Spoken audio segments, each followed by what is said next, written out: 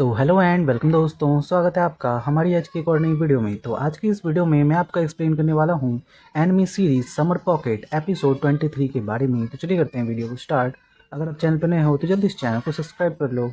Episode 23 की starting होती है जहां पर हम देखते हैं एक लड़की को जो कि एक अजीब सा सपना देख रही होती है जिसमें एक अजीब सा बटरफ्लाई होता है, बट अचानक से उसकी नींद टूटती है एंड वो देखती है कि वो एक मुर्गियों के फार्म में है जहां पे उसे एक मुर्गी ने उठाया है और उस मुर्गी का काफ़ी प्यारा सा नाम भी है।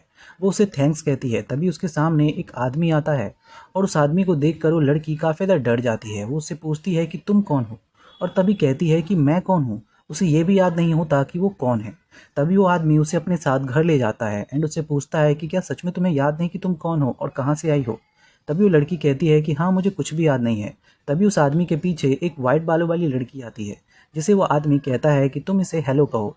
तभी वो लड़की उस वाइट बालों वाली लड़की को हेलो कहती है, बट वो वहाँ से भाग जाती है। वो आदमी कहता है कि शिरोहा, क्या हुआ, तुम कहाँ जा रही हो। तभी हम देखते हैं कि वो आदमी उस लड़की को अपना नाम बताता है कि मेरा नाम है नासूरे कोबोटो। एंड ये सुनकर वो लड़की कहती है कि वाह, आपका तो काफ़ी अच्छा नाम है। तभी वो आदमी उससे कहता है कि सुनो, मैं तुम्हें यहाँ पे खाना भिजवा रहा हूँ, तुम खाना खा लो। उसके बाद हम शहर के अस्पताल में जाएंगे, शायद तुम्हें अनीमिया है। एंड हम देखते हैं कि वो वाइट बालों वाली लड़की उस लड़की के लिए खाना लेके आती है एंड उसे खाने के लिए देती है। वो खाना खा के कहती है कि वाह, ये तो काफ़ी कमाल का है। तभी हम देखते हैं कि वो लड़की सिरोहा का नाम लेती है और सिरोहा उससे कहती है कि ये क्या, तुम्हें मेरा नाम किसने बताया। तभी वो कहती है कि तुम्हारे डैड ने। बट वो कहती है कि नहीं, वो मेरे डैड नहीं है एंड वो वहाँ से भाग जाती है। तभी वो आदमी आता है एंड वो लड़की उससे पूछती है कि क्या आप उसके डैड नहीं हो। तभी वो आदमी कहता है कि नहीं, मैं उसका ग्रैंडफादर हूँ। एंड देन हम देखते हैं कि जो वो लड़की होती है वो कहती है कि ये खाना तो काफ़ी ज़्यादा कमाल का है। तभी वो आदमी बताता है कि हाँ, वही चिकन जिसने तुम्हें आज उठाया था उसी को तो खाने में बनाया है। एंड वो बहुत तेज़ी से चिल्लाती है। तभी हम अगला सीन देखते हैं जहाँ पर कोबोटो उस लड़की को लेकर अस्पताल के लिए निकलने लगता है। तभी हम देखते हैं कि वो लड़की सिरोहा से आके कहती है कि मुझे माफ़ कर देना, मैंने तुम्हें सुबह में तुम्हारे डैड का नाम लेके रुला दिया था। एंड वो वहाँ से चले जाते हैं। बट तभी हम देखते हैं कि अगला सीन हमें शाम का दिखाया जाता है जहाँ पर वो दोनों वापस आ जाते हैं एंड सिरोहा उनसे पूछती है कि इसका क्या मतलब है। तभी वो लड़की कहती है कि जब मैं वहाँ पर बोट के पास गई तो मैं पानी को देख के काफ़ी ज़्यादा डर गई और बोट पे नहीं चढ़ पाई, इसीलिए हम लोग वापस आ गए। देन हम देखते हैं कि जो वो आदमी होता है कोबोटो, वो उससे कहता है कि सुनो लड़की, तुम चाहो तो यहाँ पर कुछ समय के लिए रह सकती हो, मुझे कोई दिक्कत नहीं है। बट मैं तुम्हें एक बात बता दूँ कि तुम सिरोहा के सामने उसके पेरेंट्स का नाम मत लेना, क्योंकि उसके जो फादर थे वो अभी रिसेंटली में ही मरे हैं और साथ ही में एक ही मंथ हुआ है उसकी माँ भी गायब हो गई है। एंड तभी वो लड़की कहती है कि क्या सच में। तभी हम देखते हैं कि वो आदमी उससे कहता है कि क्योंकि तुम अब यहाँ पे रहने वाली हो, तुम्हें एक नाम देना होगा। तभी वो लड़की कहती है कि मुझे याद आता है जहाँ तक मेरा नाम 7 समुद्रों से था। एंड वो कहता है कि 7 समुद्र, इसका मतलब है ननामी। एंड तभी हम देखते हैं कि वो लड़की कहती है कि मेरा नाम ननामी होगा, ये तो काफ़ी अच्छा नाम है। अगला सीन हम देखते हैं जहाँ पर ननामी रात को आसमान के नीचे खड़े होकर अपने नाम के बारे में सोच रही होती है। तभी अचानक से उसका जो हाथ होता है वो उसकी जेब के पास जाता है एंड वो देखती है कि उसके जेब में 2 विंग्स पड़े हैं। तभी वो आसमान की तरफ देखती है जहाँ पर उसे एक काफ़ी ब्यूटीफुल बटरफ्लाई उड़ती हुई दिखती है। बट वो उस बात को इग्नोर कर देती है क्योंकि उसके विंग्स और उसके पास जो विंग्स हैं वो दोनों सेम जैसे होते हैं। तभी वहाँ पर शिरोहा आती है एंड उसे खाना खाने के लिए बुला के ले जाती है। देन हमें अगला सीन दिखाया जाता है जहाँ पर जो ननामी होती है वो बता रही होती है कि उसे यहाँ पे आए हुए 2-3 दिन हो चुके हैं और वो आजकल इस आइसलैंड पे घूम रही है ताकि वो अपनी मेमोरीज़ को कलेक्ट कर सके। बट अभी तक उसे कुछ नहीं मिला है। साथ ही वो बताती है कि जो कोबाटो है वो भी सुबह सुबह अपने काम पर चला जाता है और शिरोहा भी अपने स्कूल के लिए निकल जाती है। एंड तभी हम देखते हैं कि एक दिन जब ननामी उन दोनों के साथ खाना खा रही होती है तो वो शिरोहा से कहती है कि शिरोहा, डेली डेली यही फूड खाते हुए तुम थोड़ा ऊब नहीं गई हो। बट शिरोहा का कोई रिएक्शन नहीं होता। ये देखकर ननामी उसके लिए सोचती है कि वो कुछ करे एंड वो किचन में जाके एक अजीब सा चीज़ बनाने लगती है जिसे हम फ्राइड राइस भी कहते हैं। एंड हम देखते हैं कि वो काफ़ी बढ़िया तरीके से उसे बना लेती है। बट वो फिर सोचती है कि जब मेरे पास मेमोरी ही नहीं है तो मैंने आखिर इसे इतना अच्छा कैसे बना लिया। बट वो सोचती है कि हो सकता है कि ऐसा कुछ हुआ हो जिसकी वजह से ऐसा हो सकता है। बट तभी वहाँ पर शिरोहा आती है एंड शिरोहा उससे पूछती है कि आखिर तुम क्या बना रही हो। ननामी उसे बताती है कि मैं उसके लिए एक अजीब सा नाम बताती है कि मैं तुम्हारे लिए ये बना रही हूँ। बट वो कहती है कि ये क्या, इसका नाम तो फ्राइड राइस है। बट उन दोनों में बहस होने लगती है। तभी ननामी कहती है कि चलो एक काम करते हैं, हम दोनों इसका नाम एक दूसरे के साथ मैचिंग करके रखते हैं। एंड वो उसका नाम रखती है फ्राइड फैन। एंड जो शिरोहा को काफ़ी ज़्यादा पसंद भी आता है। देन हम देखते हैं कि वो शिरोहा को वो फ्राइड राइस खाने के लिए देती है एंड वो खा के बताती है कि ये काफ़ी ज़्यादा बढ़िया है। साथ ही में कोबाटो भी उसे खाता है एंड कहता है कि काफ़ी बढ़िया है। बट वो उस ननामी से कहता है कि तुम हमारी गेस्ट हो तो मैं नहीं चाहता कि तुम यहाँ पर कुकिंग करो, क्योंकि बिल्कुल भी अच्छा नहीं लगेगा। बट ननामी उससे कहती है कि कोई बात नहीं, मैं आपके लिए खाना बना सकती हूँ। तभी हम देखते हैं कि जो शिरोहा होती है वो ननामी से बोलती है कि क्या तुम मुझे इसे बनाना सिखाओगी। बट तभी ननामी उससे कहती है कि मुझे नहीं लगता कि ये ठीक होगा, क्योंकि तुम्हारे ग्रैंडफादर को ये बिल्कुल भी पसंद नहीं है। तभी शिरोहा ननामी से कहती है कि मैं तुम्हें अपने सीक्रेट प्लेस के बारे में बताती हूँ, जहाँ पर चल के हम इसे बनाएंगे। एंड वो उसे अपने सीक्रेट प्लेस पे ले जाती है, जो कि एक रेस्टोरेंट होता है। एंड तभी हम देखते हैं ननामी उससे पूछती है कि ये क्या ये तुम्हारे डैड का रेस्टोरेंट है। तभी हम देखते हैं कि जो शिरोहा होती है वो उसे बताती है कि हाँ, एक्चुअली मेरे डैड यहाँ पे खाना बनाया करते थे और मेरी माँ उनकी मदद करती थी, बट अब तो वो दोनों ही यहाँ पे नहीं रहे। तभी हम देखते हैं कि ननामी शिरोहा से कहती है कि तुम्हारी माँ कहाँ गई है, तुम्हें कुछ पता है। तभी शिरोहा उससे कहती है कि शायद वो डैड को ढूंढने के लिए गई है। देन हम देखते हैं कि जो ननामी होती है वो उससे कहती है कि चलो कोई बात नहीं, मैं भी तुम्हें यहाँ पे सफाई में मदद करती हूँ, उसके बाद हम लोग यहाँ पे फ्राइड पैन बनाएंगे। एंड हम देखते हैं कि सफाई करने के बाद जो ननामी होती है वो शिरोहा के लिए फ्राइड पैन बनाती है। बट जो शिरोहा होती है वो कहती है कि ये बिल्कुल भी वैसा नहीं है जैसा मेरे डैड बनाते थे, ये थोड़ा अलग है। तभी ननामी उससे कहती है कि अगर तुम्हारे पास कोई रेसिपी होती तो शायद मैं एक जैसी बना देती।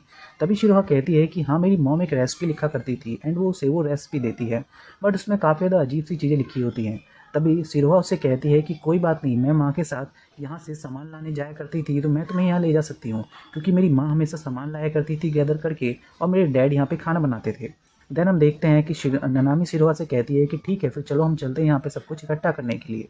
देन वो लोग सब कुछ इकट्ठा करने जाते हैं। सबसे पहले जाके वो लोग एक फ़िश पकड़ते हैं, यानी कि एक क्रैब फिश, और उसके बाद वो लोग एक स्टोर पे जाते हैं जहाँ से उनको कुछ अच्छे अच्छे इंग्रेडिएंट खरीदने होते हैं, यानी कि मसाले। उसके बाद वो लोग एक झरने से निकलते हुए पानी को लेने के लिए जाते हैं। एंड देन सबसे लास्ट में उन लोगों को ज़रूरत होती है थोड़ी मीट की। वो लेने के बाद वो दोनों वापस आते हैं। एंड हम देखते हैं कि ये यहाँ से आते आते जो शिरोहा होती है वो शाम होने के कारण सो जाती है। एंड देन जब वो घर पहुँचते हैं तो कोबाटो ननामी से पूछता है कि आज वो काफ़ी ज़्यादा खुश थी, आखिर तुमने क्या किया था। तभी ननामी उसे बताती है कि कुछ नहीं, हम लोग बस इस आइसलैंड पे घूम रहे थे कुछ सामान इकट्ठा करने के लिए। एंड उसे बताती है उन सामान के बारे में। तभी जो काबाटो होता है वो कहता है कि ये क्या, उस चौथी जगह का मालिक तो मैं हूँ, फिर वो आदमी ने तुम्हें कैसे कहा कि वो यहाँ का मालिक हो सकता है। एंड तभी ननामी उससे कहती है कि अच्छा ऐसी बात है। तभी जो काबाटो होता है वो उससे कहता है कि मैंने यहाँ पे कई जगह पे तुम्हारे बारे में ढूंढने की कोशिश की, बट मुझे तुम्हारी मेमोरी के बारे में या कि तुम कौन हो इसके बारे में कोई भी सबूत नहीं मिला। एंड तभी ननामी उससे कहती है कि चलो कोई बात नहीं, इससे कोई फ़र्क नहीं पड़ता। एंड वो काबोटो से पूछती है कि काबोटो, मुझे तुम एक बात बताओ कि जो तुम्हारी बेटी थी उसकी यहाँ पे कोई दोस्त थी, करीबी दोस्त। तभी जो काबोटो होता है वो उसको उसके एक करीबी दोस्त के बारे में बताता है। और ननामी सोचती है कि चलो वहाँ पे चल के उसकी माँ के बारे में थोड़ी पूछताछ करते हैं। एंड वो जैसे ही उस लड़की के पास जाती है, यानी कि उस औरत के पास, वो उसे बताती है कि हाँ, वो जो काबोटो की बेटी थी, यानी कि हिटोमी, वो उसकी काफ़ी अच्छी दोस्त थी। एंड वो उसके पास यहाँ पर काफ़ी बार बात करने के लिए भी आया करती थी, यहाँ तक कि जब आखिरी बार वो यहाँ से गायब हुई थी तब भी वो यहाँ आई थी। तभी ननामी उस औरत से पूछती है कि अच्छा एक बात बताओ, उसने गायब होने से पहले तुमसे क्या बात की थी। देन वो औरत बताती है कि एक्चुअली उसने गायब होने से पहले मुझसे एक अजीब सी चीज़ के बारे में पूछा था एंड वो एक अजीब सा नाम बोलती है। ननामी कहती है कि इसका क्या मतलब है।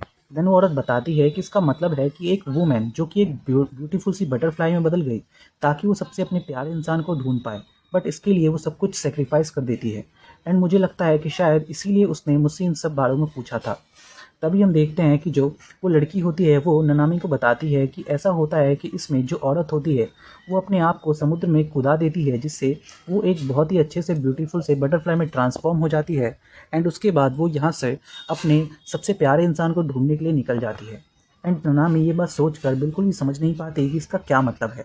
बट रास्ते में जाते हुए उसे दोबारा से सेम वही बटरफ्लाई दिखती है, जिसे देखकर वो कहती है कि क्या तुम मुझसे कुछ कहना चाहती हो, बट मुझे कुछ समझ में नहीं आ रहा है। देन हम अगला सीन देखते हैं जहाँ पर अगले दिन जो ननामी होती है वो शिरोहा के लिए दोबारा से वो फ्राइड राइस बनाने के लिए तैयार करती है।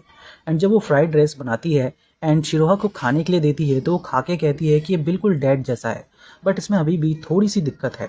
तभी ननामी उससे पूछती है कि क्या दिक्कत है, क्या तुम्हारे फादर इसमें कुछ और भी मिलाया करते थे? बट वो कहती है कि नहीं, ऐसा तो कुछ नहीं है। बट तभी वो उसे वो पर्चा दिखाती है जिसमें एक सूरज बना होता है।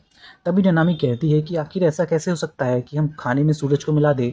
बट तभी वो जो ननामी होती है वो कहती है कि मुझे लगता है कि शायद सूरज से किसी चीज़ के ऊपर ये किसी चीज़ के बारे में इशारा कर रही है। तभी वो लोग सोचते हैं कि चलो फिर से चलते हैं उस चीज़ को ढूंढने के लिए जो कि सूरज से मिलता जुलता है। एंड वो लोग काफ़ी सारी जगहों पे जाते हैं ये सारी चीज़ें ढूंढने के लिए, बट उन्हें कुछ भी नहीं मिलता है। अचानक से वहाँ पर उन्हें सिरोहा के दोस्त मिलते हैं। तभी ननामी उनसे पूछती है कि अच्छा एक बात बताओ, क्या तुमने इस आइसलैंड पे कोई ऐसी चीज़ देखी है जो कि सूरज के जैसी हो? बट वो लोग बोलते हैं कि मुझे तो इसके बारे में कुछ नहीं पता। बट तभी वो शिरोहा से कहते हैं कि हाँ शिरोहा, तुमने हमें एक दिन बताया था कि एक सूरज जैसी चीज़ है। तभी ननामी उससे पूछती है कि शिरोहा, क्या तुम्हें कुछ याद है? तभी शिरोहा उससे कहती है कि हाँ मुझे याद है, चलो मैं तुम्हें वहाँ ले चलती हूँ। एंड वो उसे एक फील्ड पे ले जाती है जहाँ पर सूरजमुखी के पौधे होते हैं। एंड ननामी देखती है कि उस पौधे के जो बीज होते हैं वो बिल्कुल उसी जैसे हैं जैसा शिरोहा ने उसे बताया था। एंड वो उसे कहती है कि चलो हमें आखिरकार ये इंग्रेडिएंट भी मिल गया और चलो अब चलते हैं हम खाना बनाने।